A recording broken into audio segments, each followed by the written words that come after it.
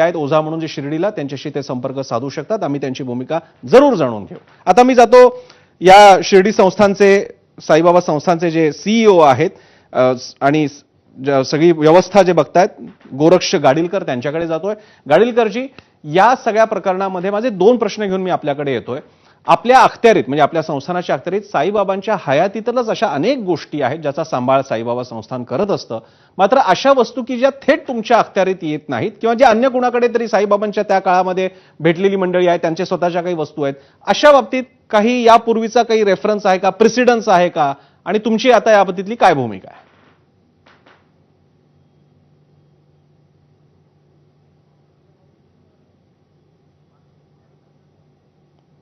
गोरक्षजी, तुम्ही आवाज म्यूट केलाय. तुमचा आवाज आम्हाला ऐकायला येणार नाही. तुम्हाला अनम्यूट करावं लागेल. नमस्कार. हा, नमस्कार, बोला. श्री साईबाबांनी आपल्या अंतिम क्षणिक जे आहे सेवेचं प्रतीक म्हणून लक्ष्मीबाई शिंदे यांना 9 नाणी दिलेली होती. त्या 9 नाण्याची 27 नाणी झालेली आहेत आणि शिंदे कुटुंबीय आणि हे गायकवाड कुटुंबीय जे आहे नाणी वेगवेगळ्या ठिकाणी घेऊन जातात आणि भक्तांची फसवणूक करतात, अशा आशयाची तक्रार प्राप्त झालेली होती. त्या संदर्भाने शिंदे कुटुंबीय आणि गायकवाड कुटुंबीय जे आहे ते दोघांना ती बोलवलेलं होतं. बरं. त्या चर्चेमध्ये एकूण 22 नाणी जे आहे, म्हणजे गायकवाड कुटुंबीय सांगतात त्यांच्याकडे 9 नाणी, त्याप्रमाणे बापूसाहेब शिंदे यांच्याकडे 9 नाणी आणि दीपक शिंदे यांच्याकडे 4 नाणी, अशी 22 नाणी आमच्याकडे आहेत. ती बाबांनी दिलेली आहेत असा क्लेम केलेला होता. मग त्यांना नोटीस देऊन जी आहे ही नाणी जी आहेत ती संस्थांकडे जमा करावी. आपण पुरातत्व खात्याकडून ती चौकशी करून घेऊ, तपासून घेऊ. बरोबर. आणि ते परत देता येतील किंवा आपली इच्छा असेल तर आपण ती म्युझियम मध्ये ठेवू, असं आव्हान जे आहे ते केलेलं होतं. बरं. त्यानुसार शिंदे कुटुंबियांनी सांगितलं आम्ही ही नाणी जी आहे ती बाहेर कुठे घेऊन जात नाही, संस्थांनी सांगितलं तर आम्ही जमा करू.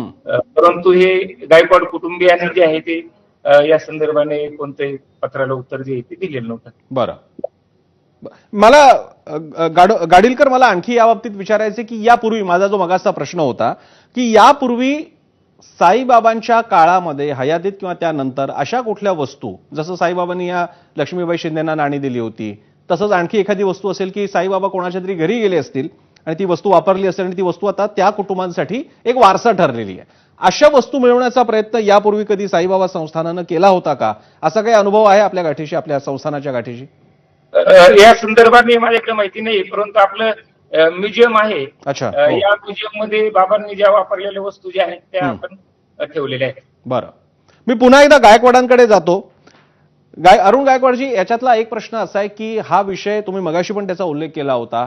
शिंदे कुटुंबियांचं म्हणणं आहे की आम्ही यापूर्वी सुद्धा तुमच्याकडच्या नाण्यांबद्दल आक्षेप व्यक्त केलेला आहे. आता शिंदेचं म्हणणे की ती नाणी आमच्याकडेच असेल, ती मुळात आमच्या घरातून दुसरीकडे जातीलच कशामुळे? तर या आक्षेपाबद्दल आपलं नेमकं काय म्हणणं आहे, ज्याचा अर्थ असा की आत्ताच हा वाद का उपस्थित झालाय?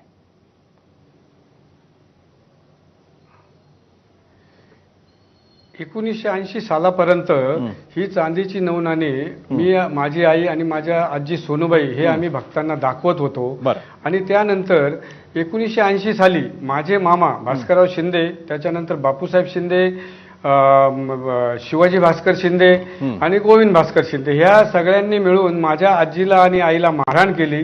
त्यानंतर आम्ही ही नाणी घेऊन स्वतःचा जीव वाचवण्यासाठी आम्ही कोपरगावला टिळकनगर येथे राहिलो, निवारा सोसायटी येथे राहिलो.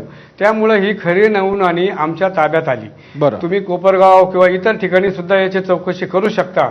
आणि त्यामुळे ही नाणी पूर्ण बाहेर जे म्हणतात गेली नाहीत, परंतु जर आम्ही कित्येक वर्षापासून बाहेर घेऊन जातो तर त्यावेळेस शिंदे कुटुंबाने किंवा कोणी का हे केलं नाही, तसेच कोणी दावा केला नाही, तसेच त्यांनी कुठे पोलीस स्टेशनला आजपर्यंत तक्रार दिलेली नाही. आज सुद्धा ते तुमच्या एबीपी माझाला आले नाही, त्याला कारणच हेच आहे की त्यांच्याकडे कोणतेही कागदोपत्री पुरावे नाहीत. मी परत तेच सांगतो की चॅरिटी कमिशनर साहेबांनी गेली 5 वर्ष ना शिंदे कुटुंबीय चॅरिटी कमिशनरने त्यांना 3 वेळेस नोटिसा पाठवल्या, तर त्यांनी कोणताही प्रतिसाद, फक्त तक्रार केली. ती तक्रार सुद्धा शिंदे कुटुंबियांनी केलेली नाही. ती तक्रार आमच्या काही गावकऱ्यांनी, जी राजकीय मंडळी आहेत, त्यांनी ही तक्रार केलेली आहे. तर त्यांना ते हजर राहिले नाहीत बरं. आणि त्यांनी त्यामुळं नाही, हा मुद्दा त्यांना महत्वाचा असेलच आणि मी कमिशनरने त्यासाठी शेवटची आजही नोटीस आताही या क्षणी एबीपी माझावरून हे आवाहन आहे की शिंदे कुटुंबीय, कारण विषय मी मगाशी म्हणालो होतो तसं दोन कुटुंबांमधल्या एखाद्या वस्तूचा एवढा मुद्दा असता तर आम्ही लक्षही दिलं नसतं, पण विषय साईबाबांनी त्यांच्या हयातीत दिलेल्या नाण्यांचा आहे.